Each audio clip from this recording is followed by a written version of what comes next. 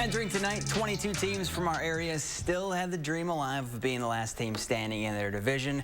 And, of course, bringing home that state title. Yeah, but we're still a couple weeks from playing at Camp Randall. It's Level 2 playoff edition of the final drive, and we'll start in Division 1 with a rematch.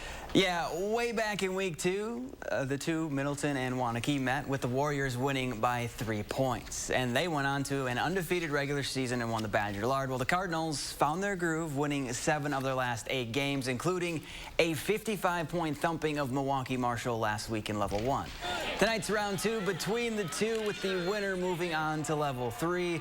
No score in the first. Warriors on the move. Garrett Lenzendorf fakes the handoff and then finds Seb Rasmussen in the end zone from 4 yards out, and Key goes up 7-0.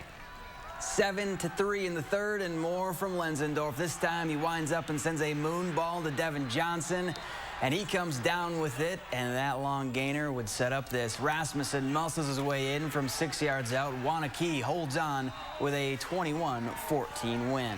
Elsewhere in Division 1, Madison Memorial season comes to an end at the hands of Arrowhead. The Spartans finish their year 8-3. DeForest opened up the playoffs with a statement win on its home turf. The Norskies downed Sun Prairie West last week 53-6 to advance to Level 2. But in order to move on, they'll have to take care of another Sun Prairie squad. The Cardinals are home once again, fresh off a rout of Oregon, and clearly they carry that momentum into tonight's clash. Jerry Kaminsky and company easily moving the chains early first quarter. He connects with Connor Stoff. That picks up a first down for SP. Well, they're going to find their way into the red zone, and Kaminsky is going to loft one up for Jonathan Vandewall. And there you have it. The Cards with the first score of the night, and it's certainly not the last. Cardinals are going to be knocking on the door once again. This time Kaminsky finds Cooper White down and inside. Sun Prairie's quick start leads them to a 56-21 win. They're off to Level 3. Last week, Monroe did what they've done all year to set up a game against an opponent they were probably hoping to see in Pewaukee. Last year, the Pirates ended the Cheesemakers season in Level 4 and ended up winning the Division 3 state championship. Monroe looking to return the favor tonight and keep their title hopes alive. No score in the second, but the Cheesemakers changed that in a hurry. Tucker Markham runs over a dude on his way in for 6 to put the home team up 7-0. Then later, Monroe turns to their workhorse. Alex Hernandez runs in untouched to make it 14-zip. Now, Pewaukee would take a 21-14 lead with 65 seconds left, but Monroe would score, go for 2, and get the win with 15 seconds left to move on with a 22-21 thriller.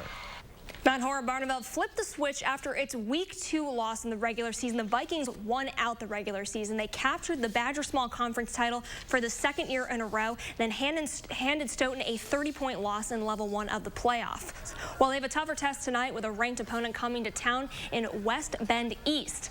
It's the Vikings ball early. Casey Helgeson trying to get his offense downfield, but his pass gets picked off by Casey Gish, and he returns it for a tutty. East jumps out to a 7-0 lead just minutes in, and that will just kickstart West Bend's momentum.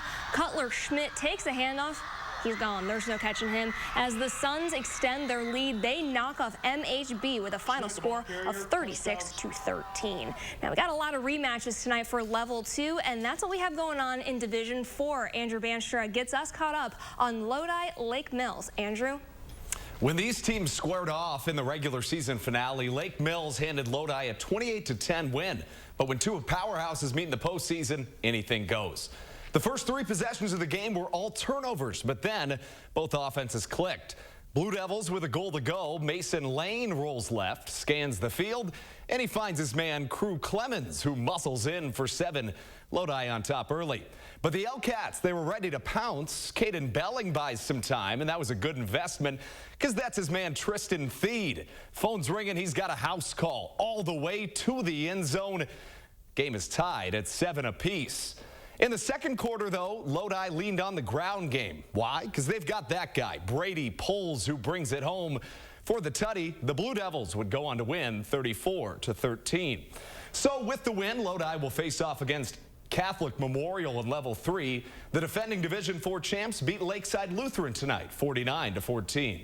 And some scores from Division 5. Prairie du Chien defends their home field, winning 52-15 over River Valley. And Broadhead Judah doing just the same. They down Laconia 42-7. No team will admit it to looking ahead, but it's safe to say that Belleville wanted another shot at Darlington. Remember, Week 8, the two played with the SWAL Championship on the line, and the Redbirds not only handed the Wildcats their first loss of the season, but took the conference crown, too. Tonight's the rematch with much bigger stakes. Winner keeps their season alive, and Darlington was feeling it. Braylon Goebel rumbles in for the score to make it 8-0 Redbirds. Now it's 14-0 Darlington in the second, and the defense was feasting. Ty Chris says, "I'll take that," and the turnover would turn into points. Caden Burback follows the big fellas up front to cash in. Darlington beats Belleville again.